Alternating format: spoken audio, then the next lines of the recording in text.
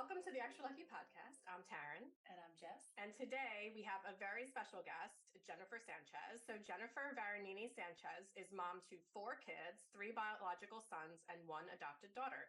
Her 2 youngest kids, Joaquin, age 15, has Down syndrome and autism, and Sophia, age 14, has Down syndrome and was adopted from an orphanage in the Ukraine at 16 months old. Jennifer has a Bachelor of Science degree in therapeutic recreation, is a certified massage therapist, has worked in pharmaceutical sales, and has owned several businesses, wearing a bunch of hats. She is currently a SEINT artist, specializing in teaching women over 40 how to use makeup to enhance their natural beauty. She is also momager to her daughter Sophia's modeling and acting career. She and her daughter are influencers and spread awareness about disability and adoption through their social media blogs and 5 published children's books. Jennifer loves traveling, meeting new people, and giving advice and comfort to moms on the journey of raising a child with a disability. She helped Gigi's Playhouse Sacramento get started and was a founding member of the Sacramento online and in-person parents group called The Sisterhood, which has grown to over 300 moms of children with Down syndrome in the Sacramento area. So thank you, Jennifer, for joining us. Wow, that was a wonderful long intro. No, I'm just sitting here thinking, I'm like, how did we nail her and get her on this podcast? What a resume, girl! All good. We are so happy to have you. So a little backstory, because I just want Jennifer to hear this from my perspective too. So I'm going to take it for a minute. So Adeline is 3.5 years old, and when she was about 6 months old, I kept getting all this feedback from some of her providers, like, she's so cute. Like, she's so cute. You should put her in modeling. You should put her in modeling. And at the time, my mom, we were all going through some stages of grief and needing support and connection. I had met Taryn, which was such a blessing, obviously. And my mom really saw understanding through social media. So she discovered you and discovered Sophia, and kept like every day would like send me your posts, send me your posts, send me your posts. And so I had been following you like from, very early on.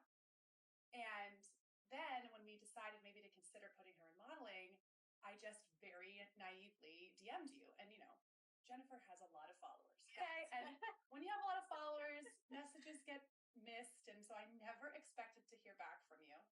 Next thing I know, you were like sending me voice notes, emails, telling me how to do everything, how to get the permit, how to do this. And I just have to tell you, it is such a full circle moment to be sitting here, because then we met in person finally after being Insta friends for so long. And then we met in person at DSDN last year, and they say never meet your heroes. But after your just incredible presentation at the DSDN conference, it was cemented for me. I'm like, she is the real deal. Yeah. And then, of course, when we embraced, I'm like, yep, and I'm a puddle. But anyway, I'm just so excited that you're here and wanted to tell you, like, actually in person, well, not really in person, but over a podcast, that connection and that support meant everything to me. And it's beautiful to have you here. So welcome. Thank you so much. You're going to get me all choked up, and it's just great. But like, as you know, because you guys are both on this journey, it's like an honor to be able to give back to the community and to give comfort or to give advice or anything. It's just such an honor. And so, it's a beautiful full circle moment. And I hope we continue to have many more circular moments. I'm sure we will. I know we will. Yeah. So we like to start from the beginning, not like, that you have to go into your life story unless you want to, because we would love to hear it. But maybe you could tell us a little bit about your background. Obviously, we read your bio, but your childhood, where you're from, and I loved how you met your husband, and then a little bit of story about your family, and we'll kind of come in and ask more questions from there. Okay. Oh gosh. Yeah. Grew up in Sacramento, Northern California girl. Went to private school, got a wonderful education with an all-girl Catholic education, which was kind of an interesting way to start out. I imagine so. Yes. But I bring that up because I feel like even though it was a private education, I was really gifted with seeing kind of a world view from the get-go. And I knew early on that I wanted to be in the service area in some way or capacity. And I actually used to volunteer for organizations that had people with Down syndrome in it, which is just kind of, it's always kind of interesting to look back and see what kind of like hints were given to you throughout your lifetime. So I've always been drawn to people in need, people who struggle, and obviously pursued my degree in recreation therapy and ended up working um, in hospital settings with people of all different disabilities or illnesses, and again was involved with adults with Down syndrome in a recreational capacity. Um, so, like, all throughout my life, I was given opportunities to give to a community that's at that time, this is, gosh, almost 40 years ago, 53 now. Um, you know, it was a lot different back then than it is now. And even then, I was never quote unquote like afraid or I embraced the community from the get-go.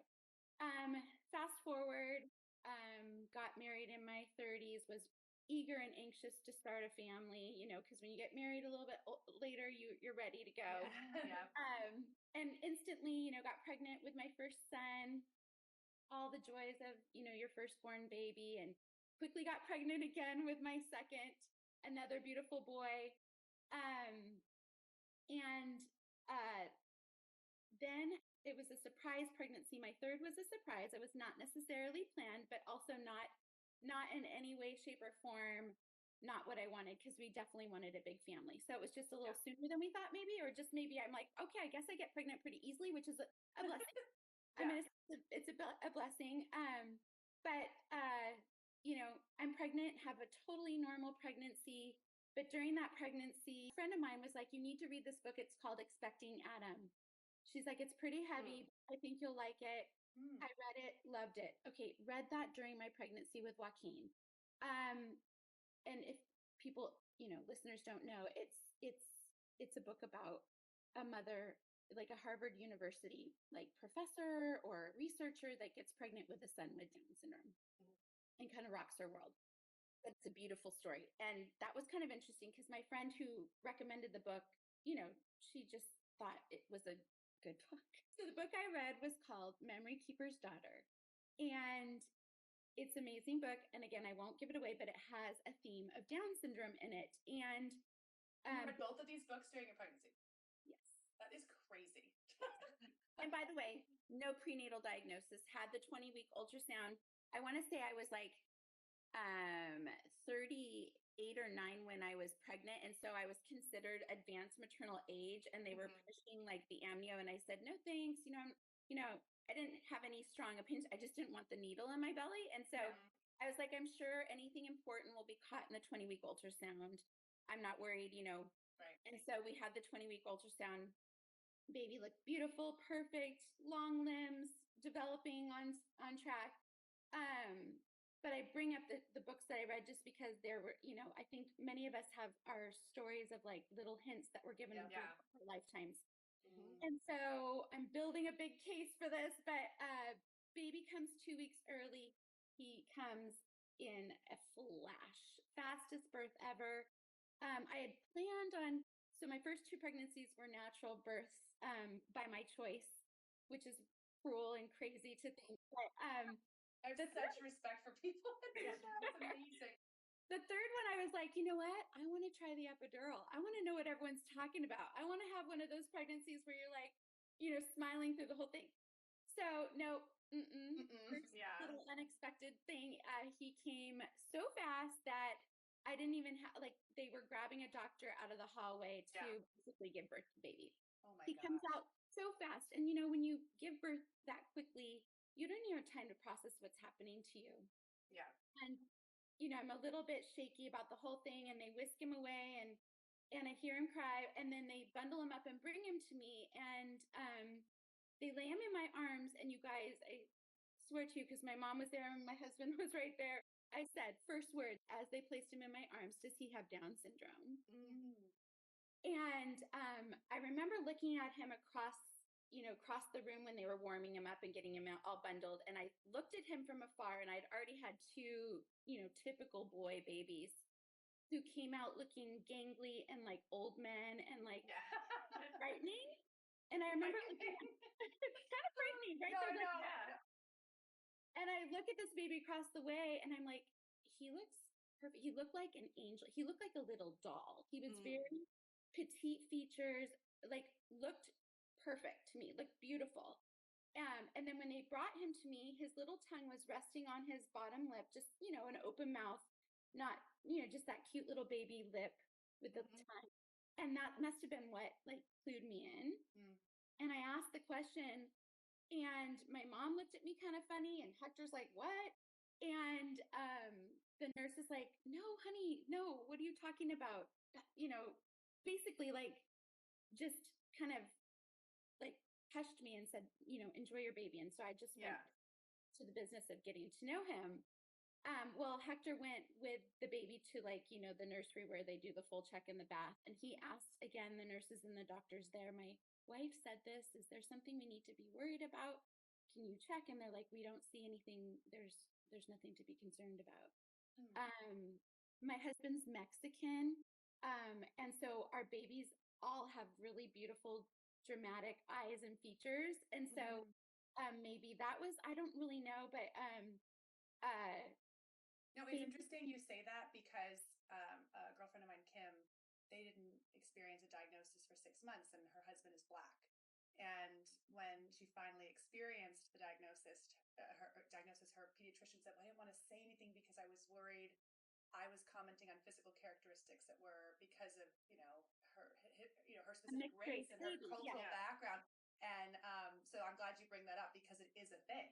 It is and a thing. This like boundary of like not being disrespectful to a characteristic that might come with a specific background and culture, but also being aware of what we're dealing with when it's a medical diagnosis, right? That's exactly it. Because all other markers were like, I had a normal pregnancy, I had a normal ultrasound. They had nothing to think that there was anything wrong. He had a great APGAR. He was breathing. He nursed immediately. So there was not. There was wow, that's beautiful. Yeah. I mean, it definitely was a different latch, but all babies are different. I didn't think anything of it. And the only thing that happened was he failed one side of his hearing test. But again, they're like, he came so quick. I'm certain it'll be fine. Come back at your 6-week check or whatever. So anyway, I think, maybe that, and then, we're not sure why, but I will tell you this, is that we did not I'll fast forward all the things. I got to the business of getting to know my baby, as we all do as new mamas, and falling in love with him, and not having any label attached to him or any sort of diagnosis thrown at me from the beginning. Looking back now was such a beautiful blessing because I got to know who Joaquin was separate from any sort of preconceived notion. And yet, as a mother, we know, right? We know things. And so he was too perfect. He didn't cry ever. He never cried. Yeah. Ever. Yep. To this day, he really, truly is the mildest, sweetest baby. He didn't startle. He was just like too good. Slept through the night, ate. Like, I'm like, this isn't right. Right.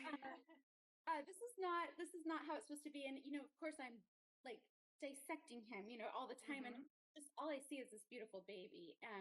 But yeah, I noticed, like, I don't know, I just knew. Your intuition was. My intuition was just there, and so this is the craziest part of the story. I lived close to my parents, and I went over to nurse the baby and hang out with my mom. And the Memory Keeper's Daughter was made into a made-for-TV movie, and it was on. And I was like, let's watch it. Again, not even thinking.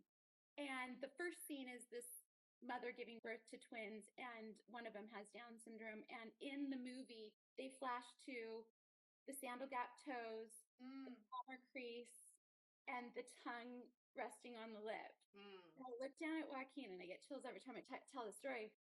I was like, he has Down syndrome. Yeah. And I looked at my mom and she's like, I think so too. She's a neonatal nurse. She's like, I think so too. And so I got on the phone. How old was he at this time? He was 2.5 months. Wow. Yeah. And I looked at my mom and I was like, I'm calling the doctor right now. I'm like, I just need to know. Yeah. And so I called the doctor, and that was a whole story in and of itself. But he was just like, what are you talking about? I saw him at the 6-week check. There's nothing to worry about. Like, he's like, I'm not seeing what you see, but he did say, I'm going to order the karyotype because obviously, and I'm like, I would love that. I would love that piece of, obviously I would love for him not to have it. Any mother would not wish this upon, but I'd like to know. Yeah. So of course it takes 2 weeks to get that test. On his 3-month birthday, literally on his 3-month birthday, the doctor called and he said the words, are you sitting down? And I knew, and he said, in all my, I think he said 22 years of practice, this has never happened to me. It goes to show you to always trust the mother's instinct. And at this point, I'm thinking he's got me covered in goosebumps. I'm sorry. Yeah. I knew this was gonna happen.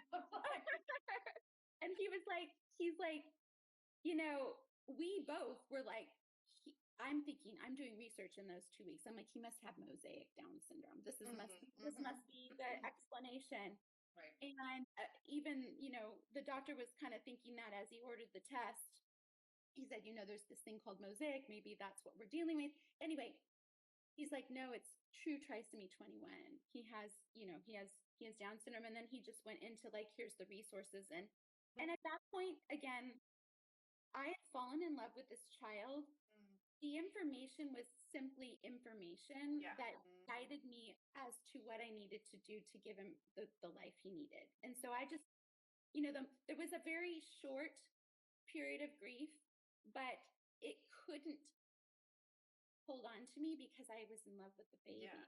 So how can I be sad about it? All I cared about was making sure he got everything he needed. And I was one of those parents that's like, give me all the things. Yeah. Knowledge is power. Knowledge is power. And give me the therapies and get the music therapy and let's do it all.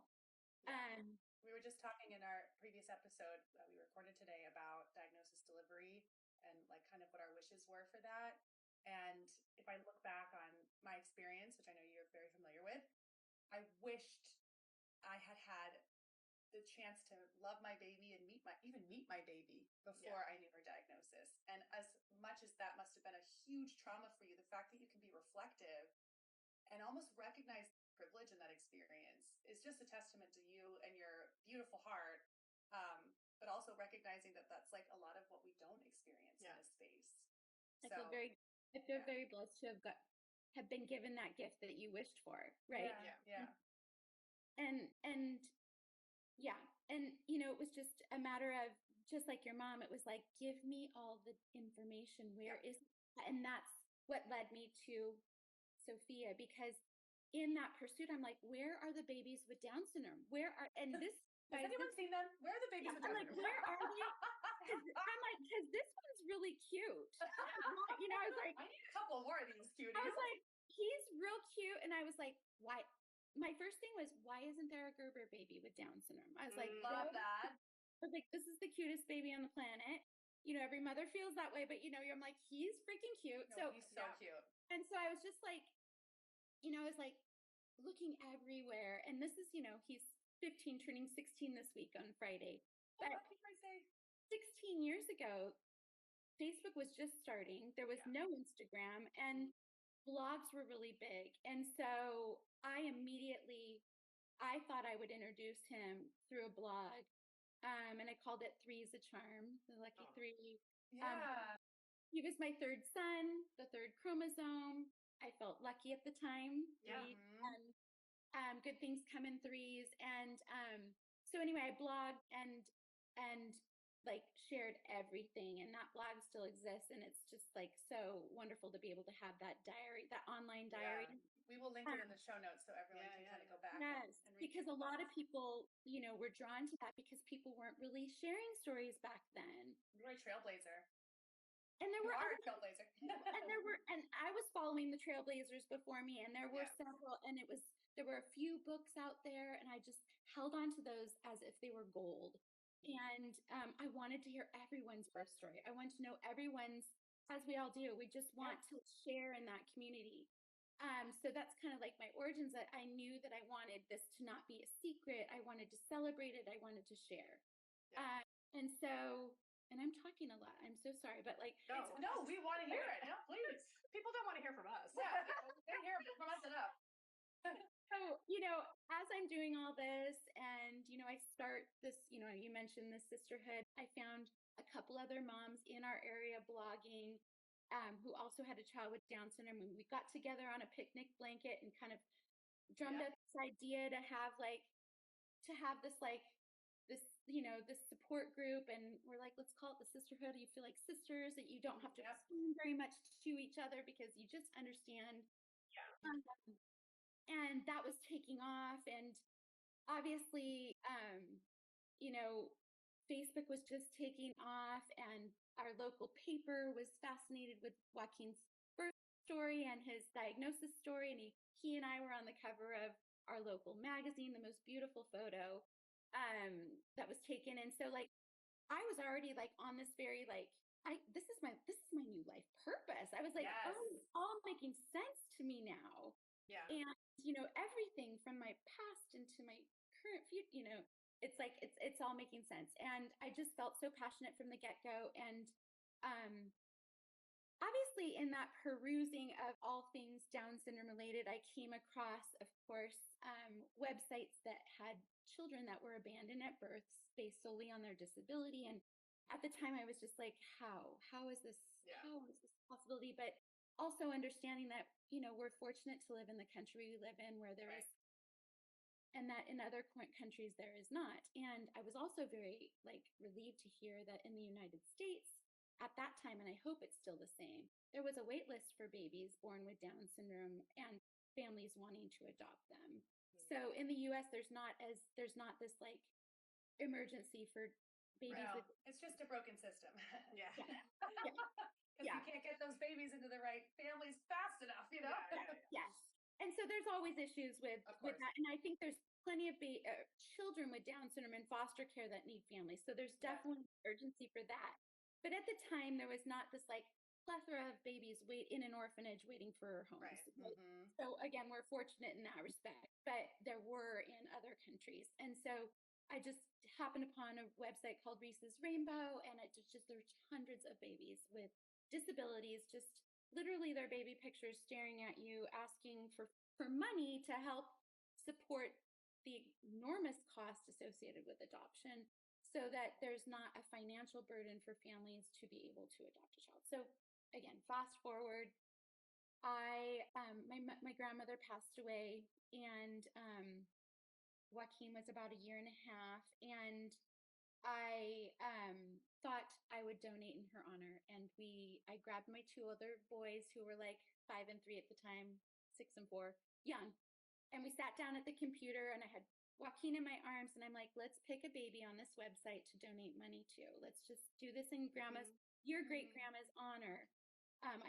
Let's just support a family and I'm explaining to my boys that these are babies that need families like Joaquin.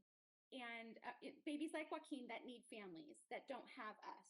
Yeah. And I was like, let's pick a baby. And we're just looking through, and we beeline to this beautiful baby's face. And we look, and her name's Sophia. She's absolutely just beaming on the page. And the boys are like, that one, Mom. I'm like, I think that's the one too. And I look, and I'm like, oh, her birthday's in February, like Joaquin.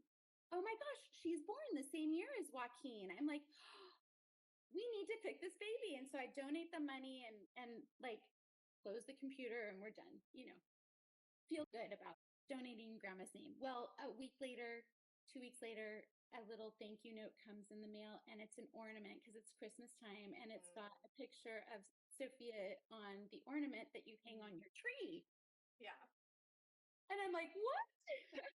So I'm like, what are they doing to me? What are they doing to me? And it was literally as I'm hanging her ornament on the tree, and I kid you not that the seed was planted, and I thought to myself, here we are hoping this baby gets a family. Why are we not that family? No, we don't have everything. We had a small house at the time. I'm like, we don't have room. Yeah. And we don't have all the money in the world, but we have enough. And I said, and we have a little boy that we're familiar with. And I'm like, I think we have enough. And I, at that moment, knew I needed to go get this child. And did your husband agree with you? That's a try. Do you know? So do you know? And I've said this to Jess before, but I said if Rhea was my third and not my fourth, I probably would have been doing the same. am just obsessed with babies with Down syndrome. I know. They're like the best. The toddler years have been a little dodgy. So Right. like this is stuff I said before that happened, but I was like, So we spent a lot of time I on her wouldn't- page with the older. right. Like I young couldn't children. I like a fifth child would have pushed me over the edge. However, if Rhea was my third, not my fourth, I think I would have been In the same Are boat. you telling me having to the adopt a same baby with Down syndrome now? what? Are you saying Yeah. I'm supposed to have? Yeah. My husband. Now you divorced have me, the but- space in your I family. know you have the space. I do not.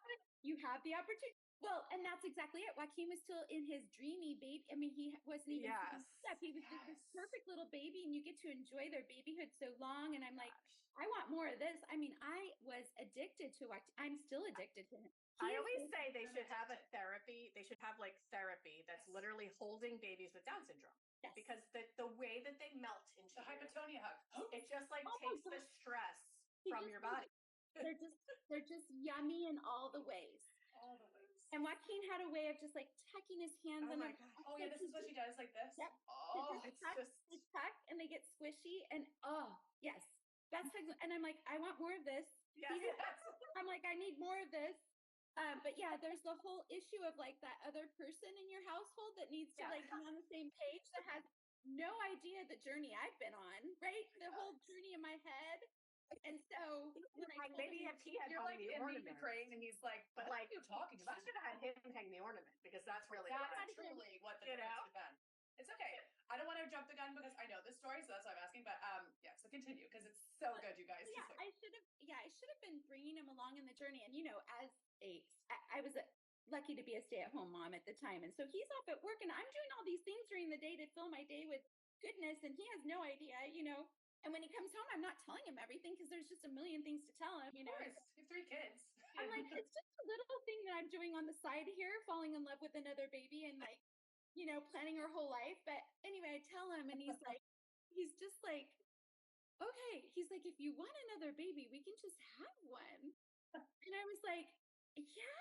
I was like, yeah, but like, no, this is, you know, and he just couldn't understand. And he's like, you know, we don't know anything about her.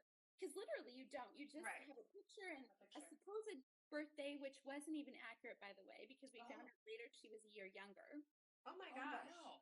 which is a blessing because that means she's in the orphanage that much less. Less, Mm. yeah.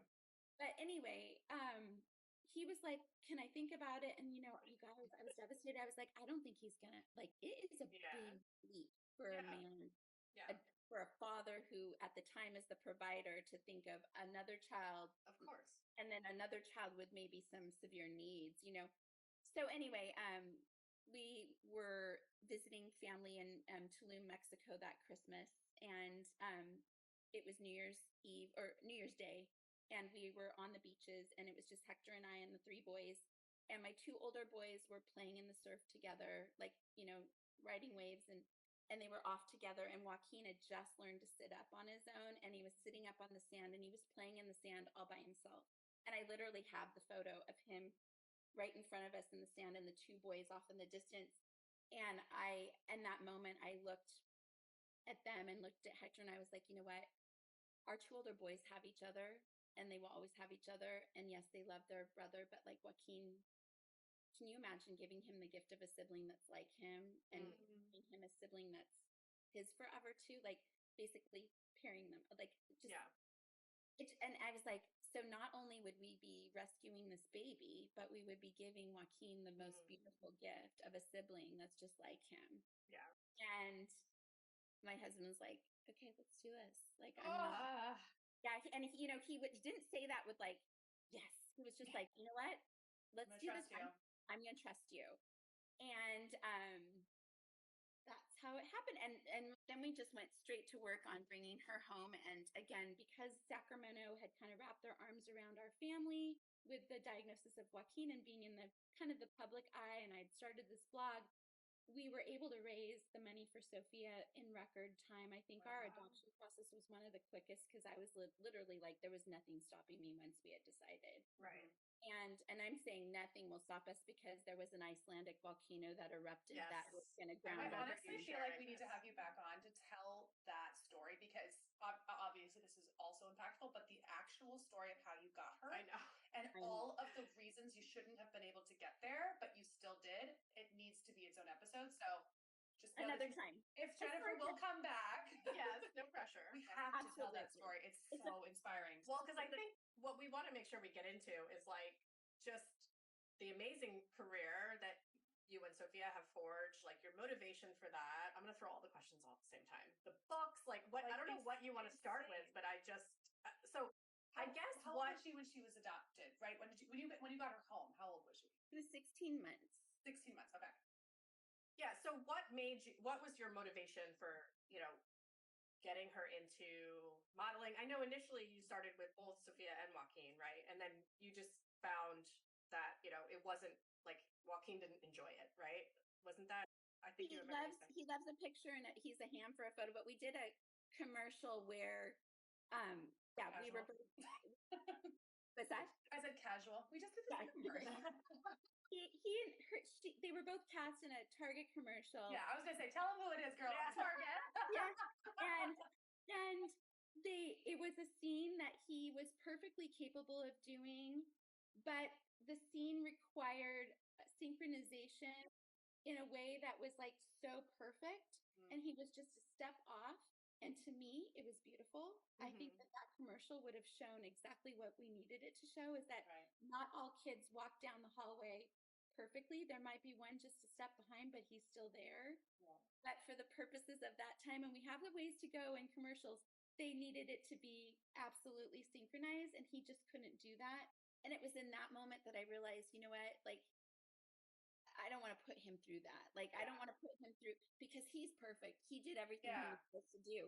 And I think it looks great. And I think it'll make the commercial even better. But I understand that, we have a ways to go in embracing that. And it was a great scene where all the kids are walking down the hall, literally. Yeah. So yeah, I'm jumping, but like, I decided like, he is perfect. Like, he can do modeling for photography any day, because the boy is so cute. But like, what what commercials and acting require is not his gift, and so I'm not going to put him in a position where he will struggle, or he has other things he'd like to do. So exactly. Which is like any child, right? They all have things that they, some kids are sporty and other kids like to be in theater. People ask me all the time, like, I'm an influencer content creator on TikTok, and Charlie doesn't model. And it's not because, whatever you want to say, Adeline loves it. Charlie does not like it. And I'm never just like, you're going to push my child into something that they don't enjoy, because I'm doing it for the right reasons. I'm not doing it for the wrong reasons. Exactly. And I like to mention that, and I'm glad you mentioned that too, because that would be what's considered the stage mom, or somebody who's making something into something that isn't there. And that's what I really want to stress, is that, like, if you see your child literally lighting up in front of a camera, putting on a show for everyone who wants to look, that that's their innate strength. And it's a gift, and you want to give them opportunities to share that gift. And so Joaquin, we're pursuing his gifts that look a little different. Sure, he might show up in a photo here and there because he is cute, but I'm never going to put him in a position that isn't his strength or his passion. And as you guys know, Sophia, from a very young age, just had that spark. There just was something there. And I think, as a mama, we all want to find our kids gifts, and then when we find them, we want to celebrate them and give them all the opportunities. And so that's what I did. I just every opportunity that presented itself, I said yes. And and the moment, and it's still to this day, the moment Sophia looks at me and says, "Mom, no, I don't think so." That's it. Yep. Close the door. We're done. And because she loves high school, she loves her life. Her life is full. We don't need all this, but she loves it and she wants it. And so as long as she wants it, we'll do it. And so that's kind of she just had a spark. She had that it factor, and it really was. I'll tell this story because it's fun too. I saw that she was just darling in front of a camera. She steals the show whenever we're doing a family photo shoot or whatever. I'm like, oh, just, get photos of Sophia. She's the cute one in the family. It was her, we push for inclusion for both kids, by the way. fully included from the get-go. Obviously, with supports as needed. Each child, my children couldn't be more different, but they both get the same opportunity. Their supports just look a little different to get there. And so they were both in gen ed kindergarten and with their supports. And we just happened to have the most beautiful kindergarten teacher for both of them. They were both, we had 4 kindergarten classes, so they were in separate kindergarten classes, but we won the lottery with teachers, and both had beautiful teachers that just saw their potential and gave them opportunity to shine. And it was the holiday time again. Something about the holidays with me. Yeah. The holidays, it was Christmas, and they were doing the gingerbread play that they put on every year. It's a big deal.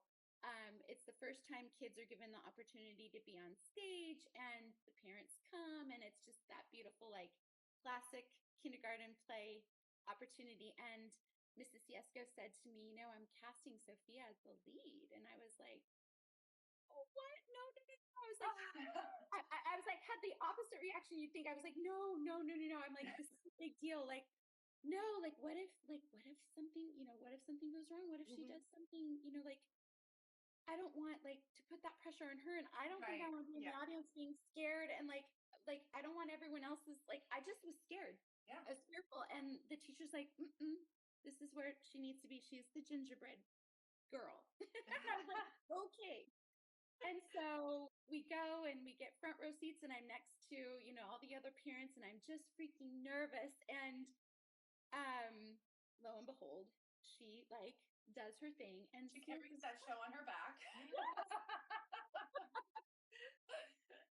Everyone is looking at me like, what is happening here? Like, she literally just I don't know. I saw that she was meant to be there, and then it confirmed to me this truly is what we need to do. So it took trusting somebody else and somebody else seeing it too, because I'm just the mom. Of course we see the best in our kids. Of course. But know that somebody else saw it and gave her the opportunity and took the chance and just allowed her to shine.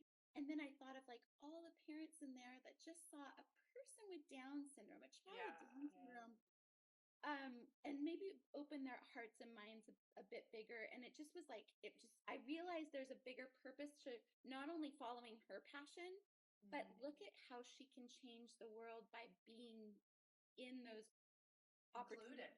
Being included. And what else? Sorry, go ahead. No. Oh. We're still learning how to feed off each other. Okay, go ahead.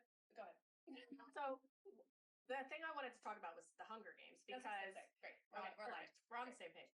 Because I didn't realize this until I think you had mentioned it at DSDN, but Sophia's not playing a character with Down syndrome. She is a actress who happens to have Down syndrome, who was cast in a role that was not designed for somebody with Down syndrome, which that I was like mind blowing. It's you have to know that is literally making waves. I mean, that is incredible. And I'd love to know the backstory. What did that take any advocating?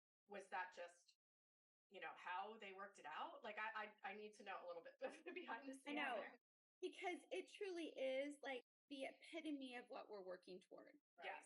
This is what we want. It's lovely to have a role that's got the character with Down syndrome in it that gets cast. And obviously we want those characters cast with people with disability, with the disability that they're supposed to have. And we still have a long way to go with all disabilities in that arena. But the ultimate goal is that we are not even putting an emphasis on the fact that this person has a disability. They just purely exist. And in that existence, they belong. Yeah. Right. There's just there's not fanfare. There's no, the movie did not, they have never once advertised or hung a hat on or give their own medal of honor for casting her in this role. Right. And yes, Wovie, the moment we saw the role come through, it said it was open to all people, right? It wasn't, they weren't even specifically, it was open. I think they were looking for someone with blonde hair. It was kind of casting calls can be pretty general, but everyone submits anyway. And said open to people with difference or disability. I can't remember the exact wording, but So, whenever you see that, you jump. What's kind of cool is that Sophia in the past has auditioned for roles that were not designed for somebody with a disability, but we take a chance on that as being a waste of time because you just don't know what they're looking for. But the fact that this casting had opened it up gave us just a glimmer of hope. And so, and she just nailed the audition. We worked so hard on it, and she really, really got in character. And she had to learn to scream because, if you think about it, our kids don't scream. I mean, unless you're unfortunately in like a scary situation. But my kids had never screamed. I mean, they screamed in joy, but never screamed like in fear. And the scene that she had to audition for was her death scene. Oh my God. And so that incorporated a scream. And so we had to like sit and like practice what a scream was and warn our neighbors that everything's fine at the Sanchez household. We're just like auditioning for this role. Anyway, yeah, there was never so she auditions, she nails it. She gets the Zoom audition, which is literally in front of the producer, the director, and the casting people. And there's not one mention of her having Down syndrome. It's literally they're just treating her like an actress. Give us your best shot. She nails it again.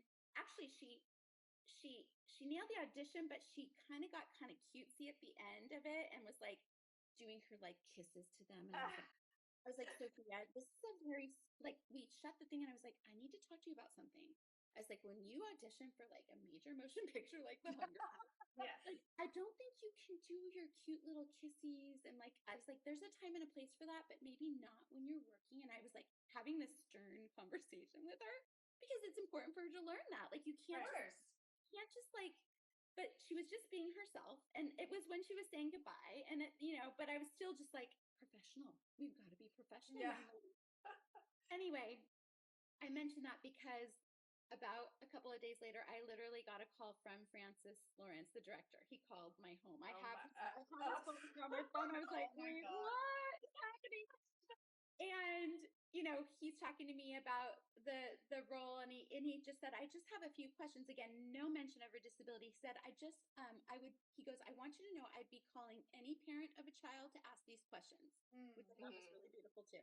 He's not calling me because he thinks he needs to be extra careful with this casting, but he's like, there's a couple scenes where it's dark and we might be in closed areas. Does she have any fears of like, is she claustrophobic or does she get scared? And like, I just want to make sure that we're not putting her in a position that would be, too much for her. And I really respected that. And I was like, I go, and everything he asked me, I was like, nope, no problem. And I'm like, I promise you, I'm not saying no problem. Like literally everything he asked, I go, she has no problem with that. No problem with that.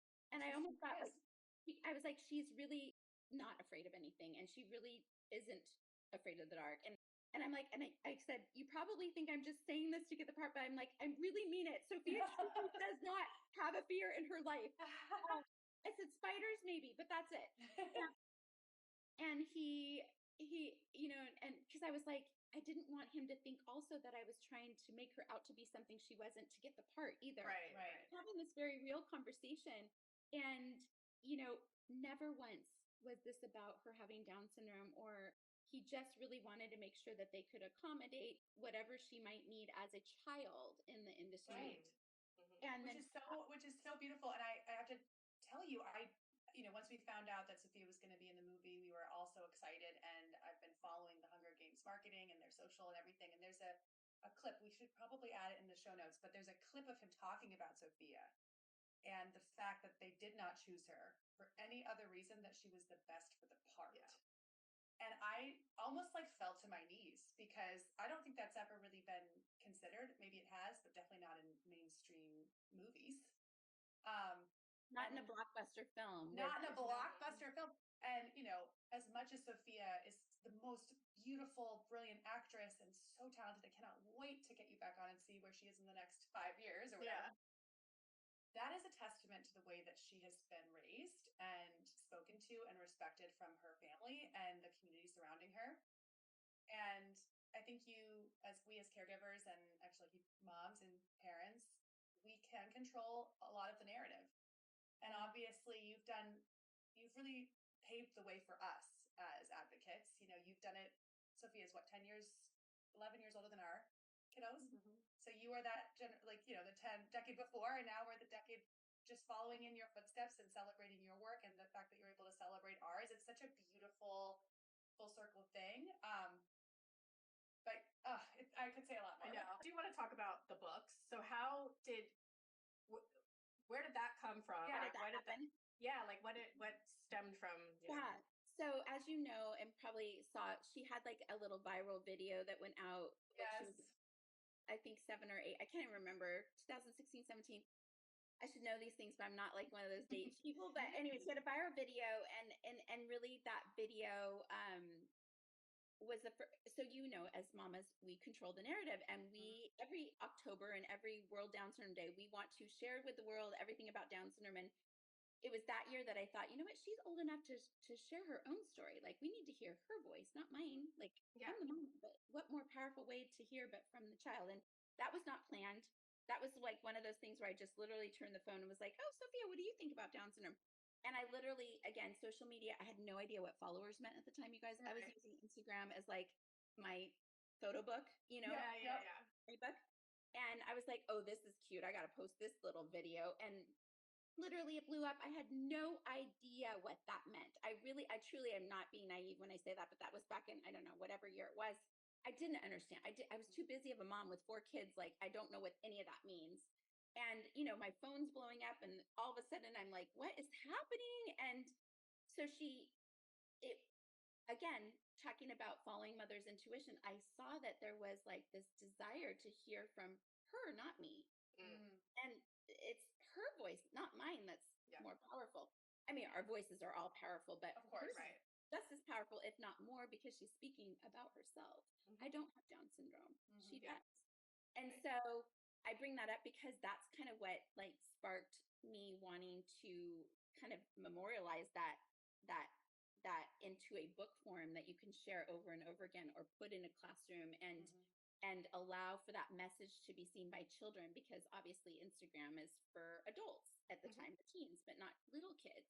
And so I was approached by a local kindergarten teacher who was an author, and she's like, have you ever thought of like writing a children's book with her message? And I'm like, oh yeah, yes. I was like, of course I have. I'm like, but I have no idea where to start. I don't know anything about book writing or like children's books or any of that. But like, so we self-published 2 books, and together we wrote those and created those and got online and did a self-publishing site. And her first 2 books are like our own little creation. And like, we're resourceful women. We all are so resourceful. I'm just always, we're all looking for all the ways to kind of get that story out. And it's just kind of a crazy story, but Margaret O'Hare, the author, she had coffee with the vice president of Scholastic at a beach in California, and they got to talking about their dogs. And she's like, you know what? I met her. Why don't we just like email her and have Sophia, we'll arrange to be in New York and just tell them that we're there. Like, it's kind of a crazy. We basically said, we were going to New York to self-promote like her book. We would just show up, you guys, we would just show up at the Today Show, and I'd have her book, and she's freaking cute. Yeah. Every single time we went, they found her, did a little thing, and then invited us into their studio. That's about it's Sophia. It's not me. It's Sophia's little charm. And so we're like, I don't take no for an answer. And I also just like try all the things, and I'm not afraid. And so we just like, you're not afraid of the no. You're not afraid of the no, because our kids have heard no their whole existence. And the moment this chromosome started, it's like the least no doesn't scare deal with no. Exactly. No, it's not scary. No is just another door we need to knock on and try to open. And so 100%. We sent a video, the viral video, the picture, our self-published. We're like, could we just like republish this book through Scholastic? And they're like, why don't you come in? We'd love to meet Sophia. Your next trip to New York, we'll meet you. So we march our way over to Scholastic, big Cliffords on the door. We walk in and we get this meeting with Scholastic, and we bring our self-published books, and we're like, here we are. and Sophia stole the show again. Mhm. And before we knew it, they're like, we would love to do a picture book, but we don't want to redo your book. We'd like to just Start start. fresh. Mm. And so that just kind of happened from like what I tell people is just follow again your instinct. That's like the theme of this whole podcast. And just like same with her adoption. Like nothing was getting in our way from like knowing that this is supposed to happen and making it happen, just finding the way to make it happen. Um and I know that there's a lot of luck around this too, because we call ourselves extra lucky, right? And we're lucky moms, but like and luck is kind of a funny word because there's luck associated with Sophia in all aspects of her life, but like it's also because we just grab onto our opportunities too. We don't let anything get away from us. So it's being ready and just willing to just pursue your dreams and your passions. And that was our dream, was to get published with a children, like Scholastic. Yeah. To us, that was like the epitome. It's a household name. Yeah. What's that? It's a household name. It's a household name, and it's what I grew up with. And it's like, this again was that whole thing. And not only are we getting it in the hands of children, but like to be in a Scholastic book fair where literally every child in the United States goes to their book fair. I remember circling the pages and Me too. right. And like putting my list together. And like when I got that first Scholastic little newsletter and Sophia is literally in the center. Oh my gosh. Yeah. I was like, this is it. Yeah. We did it. We did it. And then we go to the Scholastic Book Fair at her elementary school. She was in elementary school at the time. And her book is in there. And then there's this like, the bookcase is like her cartoon all around it. And I'm like, okay, we made it. Like, it's not about her making it. It's not about me making it. That's why we celebrate it, because we carry that sentiment. Sophia represents so much more than just her. Obviously, we celebrate Sophia because she's brilliant, adorable, smart, capable, a great actress, all of those things. And she represents an entire marginalized group, a community that's been waiting for their moment. And she's a trailblazer just like you are. So it's just so beautiful. We can't wait to see what's next. Like, what is next? Yeah, I don't know. We don't know. Yeah, I mean, okay. we're just like, what's next is, I'll tell you what's next. Because like you said, it's about our community. These are wins for us, all of us. We all need to celebrate in this. And I always say Sophia's our baby. Like I called her Sacramento's baby for the longest time because they wrapped their arms around her and brought her home. But like, she's our community's like our here for us, all of our children. And she speaks for them. And she speaks for those who don't have a voice, because there's many children with Down syndrome who can't talk, but she's going to talk for them and she's going to represent them. So what's next is, and this is exciting, they are trying, so Scholastic Entertainment, separate division, wants to create a cartoon based off her books and have the very first cartoon starring a character with Down syndrome. Oh, that is incredible. And it's called Sophia and Friends. Oh. And you I'm like imagining like a plush Sophia doll. Me too. That is going to be on my daughter's bed. Over here. I'm going to throw him out. Here comes Sophia. Oh my God. That is incredible. So we're doing all the promotion for that, and just pray that it gets picked up by somebody. Her cartoon's been created. It's so if this community can help get it picked up, I know. we will be doing that. I know, because we need a star with us. Just like Corky with Life Goes On, kind of like trailblaze TV sitcoms. Like this would be the first. There have been characters with Down syndrome in cartoons, and we celebrate every single one of them. Huge wins, but this would be like the lead character. Yeah, it's her show, and so and the premise is she's in preschool and she's on a playground, and they do acts of kindness. They find people that need help. They're there to see those less fortunate and bringing them in the mix. So it's like inclusive and all the things. So we hope and pray that that's the next adventure. We must be kept abreast. Yes, please. We must be kept abreast. We must be we will be kept updated on all of this. We know you have to get to your appointment. Yes. So we have to end with our question of what makes you extra lucky? Oh my gosh. I know. It's a hard one. Everyone has a reaction. I feel like we should give them a heads up. I know. We should. Oh my gosh. I kind got of love the reaction. Yeah. Oh yeah. Well, extra lucky. Like, oh, can you imagine like having not one but two children with Down syndrome? mean, It's It's just the dream. It's it's the a dream. dream. And you know, to be able to experience what I say is I used to live life in black and white, maybe a little color here and there. I now live my life in Technicolor. Mm. Like everything is so vibrant. There are highs and there are lows, you guys. And Yeah. that's a whole other episode too of, Yeah. you know, the lows associated with a dual diagnosis with Joaquin. But like I still consider myself so extra lucky to be able to have experienced like all the things. Yeah. And so I say bring it on, and it's all part of this rich, beautiful Technicolor life that we lead. So I love that. We don't have anything mean, else to add there. We might drop the one, but we don't want to. Andy will get mad at us if I we know. actually drop the mic. So Well, we cannot thank you enough for your time. I know as an extra lucky mom that you're always juggling, and so we Yeah. appreciate this time, and we're just so proud of everything that you've done for all of us. So thank you. thank You're you. welcome. And we'll definitely be having you back because Oh, we you have a lot better. more to dive into. So thank you so much. It was a pleasure. thank you. And thank you all for listening. If this show resonated with you, please share it with a friend or share it on social, and it lets us help spread the extra lucky life.